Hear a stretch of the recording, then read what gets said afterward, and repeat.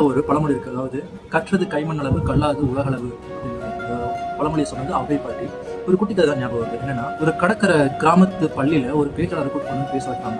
அந்த பள்ளியில பேசின உடனே அந்த மாணவர்கள், ஆசிரியர்கள் எல்லாமே ரொம்ப வியப்படுறாங்க. ஓ, இந்த மனுஷனுக்கு நிறைய விஷயம் தெரிஞ்சிருக்கு அப்படின்ற மாதிரி.